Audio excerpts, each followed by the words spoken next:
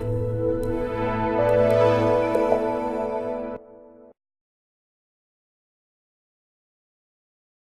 dari Institut Pertanian Bogor, Nur Elisa Faizati, mencoba menggagas sebuah konsep yang saya beri judul Agroindustri Kreatif sebagai pembangun ekonomi yang berdaya saing dan solusi ketersediaan lapangan pekerjaan.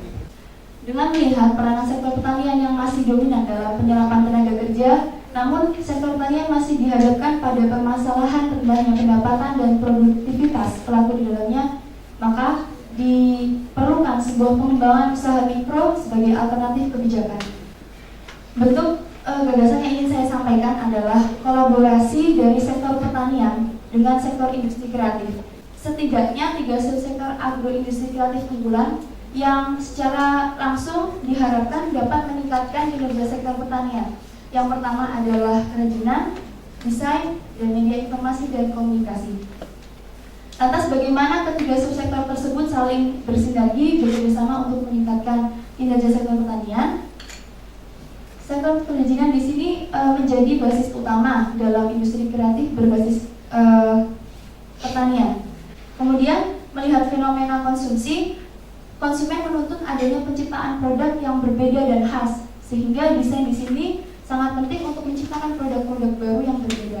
Dan juga media informasi dan komunikasi di sini bermanfaat dalam asistensi manajemen, memperbaiki rantai pasok dari proses produksi hingga pemasaran. Subsektor kerajinan di sini menjadi subsektor utama dan disokong dengan subsektor lainnya yaitu desain dan media informasi dan komunikasi. Di samping itu, aktivitas produksi kerajinan juga dapat dilakukan di sentra-sentra desa dengan memanfaatkan ibu-ibu rumah tangga maupun tenaga kerja setengah menganggur di sana.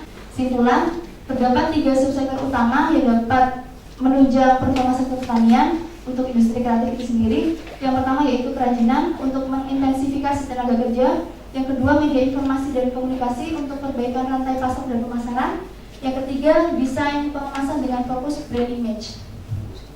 Langkah strategis dalam penggalakan agroindustri kreatif ini adalah peningkatan pengetahuan kreatif, pengembangan unit usaha kreatif, penjalinan kemitraan, peningkatan proses kreatif, dan perbaikan performa rantai pasok. Dan yang terakhir, agroindustri kreatif merupakan pola industri yang bersifat labor intensif dan menghasilkan produk yang berdaya saing dengan mengoptimalkan potensi sumber daya lokal. Jadi sebenarnya apa sih hal yang baru dari ide Anda ini? Baik, terima kasih Bapak atas pertanyaannya. Ide baru dari gagasan ini dibandingkan dengan sebelumnya. Yang pertama, konsep ini saya rancang untuk diimplementasikan di basis pedesaan. Untuk studi kasus rotan sendiri, rotan itu kan diproduksi di Kalimantan dan Sulawesi dan juga di daerah timur. Di Jawa, Sumatera tidak ditemukan. Namun pengrajin itu sebagian besar ada di Cirebon.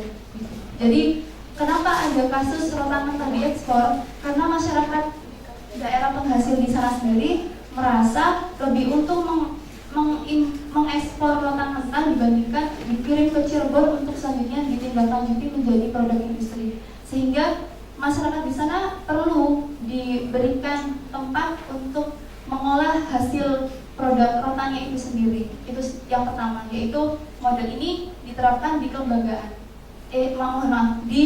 Di basis pertaniannya di pedesaan. Kemudian yang kedua, di sini saya coba memfasilitasi kepentingan antara petani dan pengrajin. Pihak apa atau bagaimana yang bisa melakukan ini? Baik, terima kasih. Pihak siapa saja menurut saya siapapun bisa. Namun jika konsep ini ingin digerakkan secara masif, mungkin di sana perlu tindak lanjut dari pemerintah untuk mengkonsep lebih baik lagi dan menjalankan ini sehingga dapat diterima oleh masyarakat secara luas.